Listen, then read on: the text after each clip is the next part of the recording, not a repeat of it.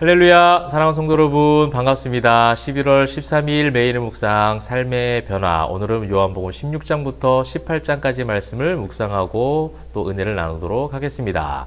이번 한 주간도 여러분 힘차게 출발하시고요. 한 주간 영육이 강건하시기를 주님의 이름으로 축복합니다.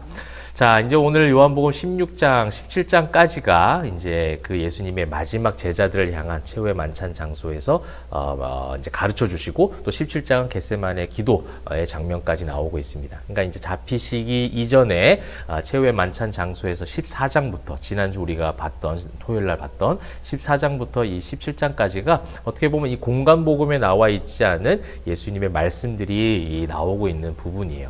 그래서 이 부분을 좀 유심히 여러분 잘 살펴보시면 좋겠습니다. 확실히 이제 공간 복음하고는 좀 관점이 틀리죠. 예수님께서 어떤 말씀을 하시는지에 우리가 집중할 수 있도록, 예수님이 누구시고 또 우리와의 그 관계 속에서 우리는 얼마나 예수님을 알고 있느냐, 이 제자들이 또 주변에 당시 예수님 말씀을 듣고 있던 사람들이 예수님의 말씀을 온전히 이해하지 못하잖아요. 무슨 말인지 도무지 알지 못하겠습니다. 이런 장면들이 여러분들이 지난주와 오늘 읽으면서 또 나오거든요. 알지 못하는 그 과정 속에서 누가 그러면 주님을 알게 하고 가까이 갈 수 있게 하느냐, 이런 것들이 이제 오늘 예수님께서 가르쳐 주시더라고요. 16장 말씀 보시게 되면 내가 이것을 너에게 이름은 너희로 실족하지 않게 하려 함이라. 이 15장까지의 엄청난 말씀들을 이제 가르쳐 주셨어요. 도무지 좀 이성적으로 지금 이해가 되지 않아요. 세상에 속해 있는 제자들의 입장에서는 이 하늘에서 내려오는 이 주옥 같은 메시지를 도저히 지금 이해할 수가 없습니다. 이성적으로 납득이 되지 않는단 말이에요. 그리고 이제 예수님이 떠나가시면 너희가 내 사랑을 전하고 그 사랑을 실천하고 내 제자인 줄 알고 내 안에 거하고 내가 거처를 예비할 텐데 그 거처를 예비하는 그 길과 진리와 생명이 나다. 여러 가지 이런 영적 의미들을 쭉 가르쳐 주셨지만 그렇게 어떻게 살아가야 되느냐, 갑자기 겁이 나는 거죠. 갑자기 두렵죠. 또 부담이 되고 어떻게 그것을 할 수 있겠느냐라고 했을 때 예수님이 정확하게 16장에서 답을 주시는 거예요. 바로 이제 이 보혜사 성령님을 너에게 선물로 보내주실 것이고 그 성령님이 알게 하실 것이고 인도해 가실 거라는 거예요. 여러분, 우리에게 이 믿음이 필요한 거고요. 이 보혜사 성령님이 충만하게 임재하였을 때의 모습이 어떻게 제자들이 바뀌어져 가고 어떻게 교회가 만들어져 갔으며 성장해 갔는지를 사도행전 말씀을 통해서 우리는 증거로 삼을 수 있잖아요. 사람이 했던 것이 아니에요. 사람의 결단으로 이루어질 수 있는 일이 절대로 아닙니다. 나도 그렇고요. 내가 누군가를 바라보는 시각도 우리는 그런 영적 시각이 필요하다라는 거예요. 성령께서 역사하셔야 돼요. 결국은 성령께서 역사하셔야 된다라는 믿음이 우리에게 필요하다라는 거죠. 그래서 성령께서 이 모든 것을 기억나게 하신다는 거예요. 여러분, 사랑하는 성도 여러분, 이 성령님의 사역이 끝까지 복음의 길을 갈 수 있는 그 힘이 되기를 소망합니다. 우리가 주님이 다시 오시는 그날까지 그 가는 모든 광야 여정 가운데 세상에서 모든 것들이 어렵죠. 광야 속에서 결핍이 있고 외롭고 두렵고 또 불안한 일들이 정말 많이 있습니다. 그때마다 오늘 이 성경을 읽었던 것처럼 또 예수님께서 최후의 만찬 장소 가운데 이 제자들에게 말씀해 주셨던 것처럼 내가 너희를 사랑하고 있는 것, 그 말씀을 기억하라는 거예요. 내가 길과 진리와 생명이 된다, 그 말씀을 기억하라는 거예요. 내가 너희의 양의 문이 되고 선한 목자가 돼서 보호하고 함께하고 동행할 거야. 이것이 성령께서 우리에게 기억나게 하실 거라는 겁니다.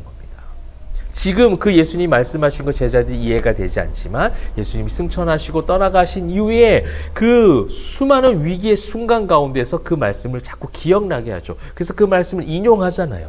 제자들이 그 말씀대로 그 많은 사람들에게 말씀을 선포하는 장면들을 우리는 사도행전에서 우리는 확인하게 되거든요.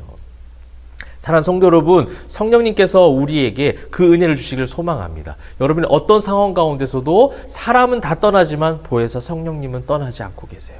여러분이 지금 믿든 알든 그것을 인식하든 안 하든 상관없이 성령님은 여러분과 함께하고 계심을 믿으시길 바랍니다. 그 성령께서 우리와 함께하고 계신다라는 것을 지금 이 제자들은 알지 못하지만 나중에 그것을 깨닫게 하시고 기억나게 하실 거라는 거예요. 그래서 12절 보시면 내가 아직도 너에게 이를 것이 많으나 지금은 너희가 감당하지 못하리라. 그러나 진리의 성령이 오시면 그가 너희를 모든 진리 가운데로 인도하시리니. 내가 가는 게 아니에요. 내 발걸음으로 가는 것이 아니라 주님께서 인도하시는 줄 믿으시길 바랍니다. 여러분, 그래서 이번 한 주간도 여러분의 모든 일상의 삶 가운데 성령께서 보호하셔서 여러분의 삶의 모든 순간순간에 하나님 말씀이 기억나는 기적들이 일어나기를 축복합니다. 그래서 그 이후에 무슨 말인지 계속 알지 못하는 그런 대화의 장면들 나오고요. 또 나중에 이제 24절에 그렇게 이제 너희가 내 이름으로 아무것도 구하지 아니하였으나 구하라 그리하면 받으리니 너희 기쁨이 충만하리라. 이 주님과의 관계가 성령을 통해서 이어지는 것을 이야기하는 거예요. 단순하게 뭐 알라딘 요술 램프처럼 기도하는 무엇이든지 다 받을 것이다, 줄 것이다. 성경이 그렇게 말씀하셨다고 해서 내가 원하는 것을 무조건 다 줄 것이다. 이것을 얘기하는 것이 아니에요. 이건 세상적 관점이에요. 세상에 속한 자들의 기복적 관점이에요. 이건 하나님께 속한 자들, 참 포도나무 안에 거하는 예수님의 제자들은요, 주님께 무엇이든지 구할 수 있는 관계 회복이 이루어졌다는 것을 의미한다는 거죠. 이것을 우리는 잘 이해할 수 있어야 되겠습니다. 그래서 33절에 이것을 너에게 이루는 것은 너희로 내 안에서 평안을 누리게 하려 함이라. 세상에서는 너희가 환난을 당하나 담대하라. 내가 세상을 이겨노라. 세상을 이기신 예수 그리스도, 세상에 속하지 아니한 예수 그리스도를 바라볼 때에 보혜사 성령께서 우리와 함께 하시고 동행하시므로 승리케 해주시겠다라고 약속하고 계십니다. 이제 17장에는요, 이제 겟세마네 기도의 장면이 나옵니다. 기도의 어떤 시간, 기도했다라는 장면들은 공간복음에도 나와요. 그런데 최후의 만찬처럼 요한복음은 좀 자세하게 설명한 것처럼 17장의 예수님의 기도의 내용들을 요한복음에서는 자세하게 좀 설명하고 있습니다. 세 가지로 우리가 조금 나눌 수가 있는데요. 첫 번째는 영화롭게 된 어떤 내용들을 이야기하고 있어요. 4절에 보면 아버지께서 내게 하라고 주신 일을 내가 이루어 아버지를 이 세상에서 영화롭게 하였사오니. 그죠? 주님을 영화롭게 찬양하고 올려드리는 일들을 십자가의 죽으심으로 순종하심으로 이것을 이루어가고 있는 것이죠.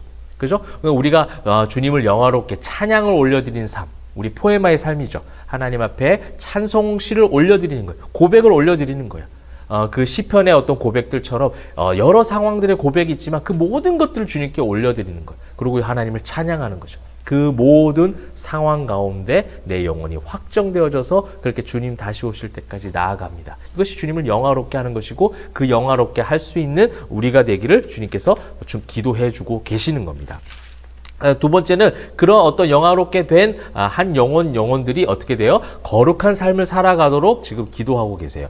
그것이 이제 11절부터 쭉 나오고 있는데요. 그들은 세상에 있사옵고 나는 아버지께로 가옵나니 거룩하신 아버지여 내게 주신 아버지의 이름으로 그들을 보존하사 우리와 같이 그들도 하나가 되게 하옵소서. 거룩함으로 하나가 되기를 바라고 지금 기도해주고 계시는 거예요. 그래서 이 거룩이 키워드예요. 두 번째 키워드는 거룩하기를 주님께서 지금 중보하고 기도해주고 계시는 거죠. 이 거룩하다라는 것도 역시 뭐예요? 주님과의 관계가 이어진 상태를 이야기하는 거죠. 내가 어떤 거룩한 삶의 실천 때문에 거룩해지는 것이 아니라 종교적 열심으로 거룩해지는 것이 아니라 예수님을 사랑하고 예수님과 함께 하고 있는 삶 자체가 이제 거룩하게 되는 것이고 그 거룩함이 결국 모든 인간, 교회, 공동체, 사람의 관계도 하나가 될 수 있게 한다는 겁니다.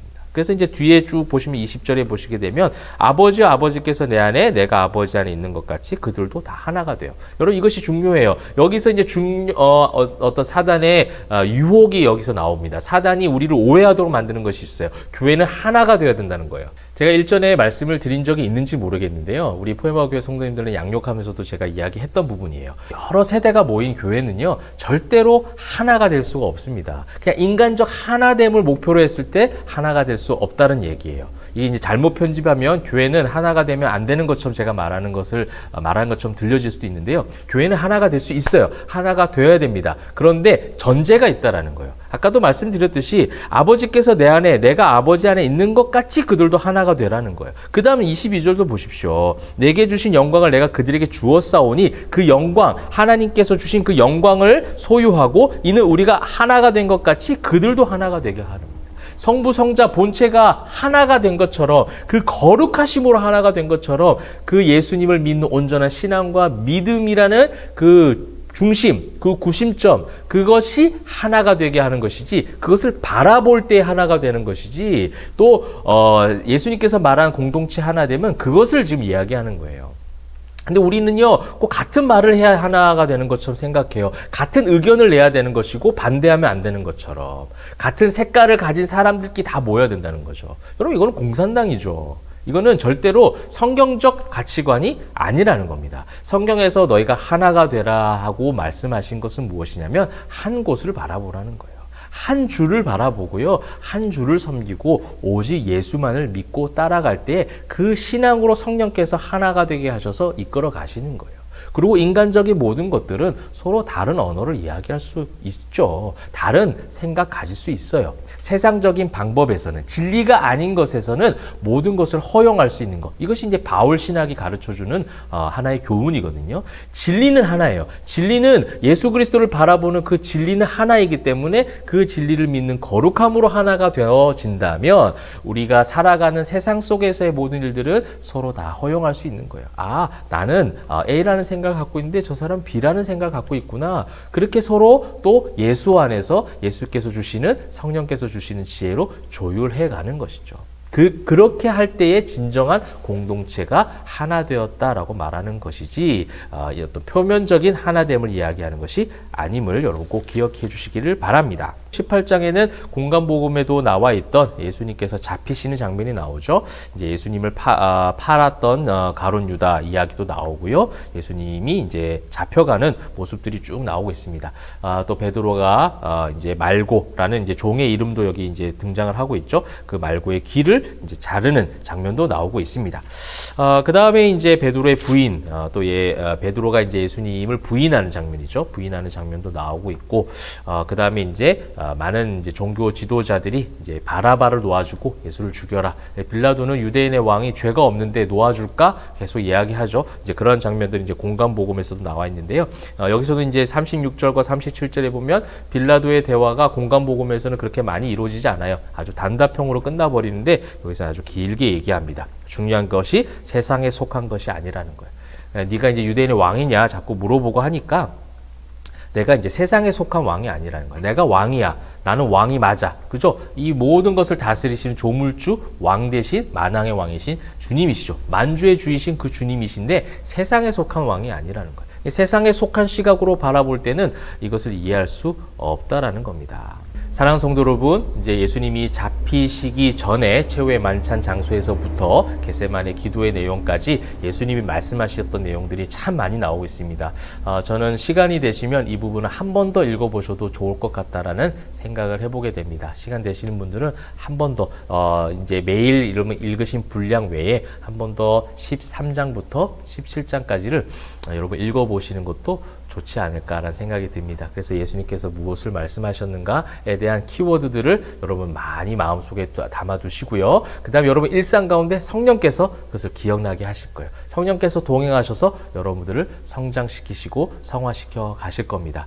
그렇게 이번 한 주간도 주님의 말씀 따라갈 때에 성령께서 보호하시고 동행하시는 것을 많이 경험하는 귀한 한 주간 되시기를 주님의 이름으로 축복합니다. 기도하겠습니다. 사랑과 은혜가 풍성하신 하나님, 보혜사 성령께서 우리와 동행함을 믿습니다. 그 성령님과 동행할 때에 주님, 우리의 모든 것들이 주님을 영화롭게 찬양 올려드리는 삶이 되게 하시고 예수를 믿는 그 신앙의 거룩함으로 하나가 되어지는 참된 교회 공동체, 모든 가정들 다 되게 하여 주시옵소서. 감사드리며 살아계신 예수 그리스도의 이름으로 기도합니다. 아멘.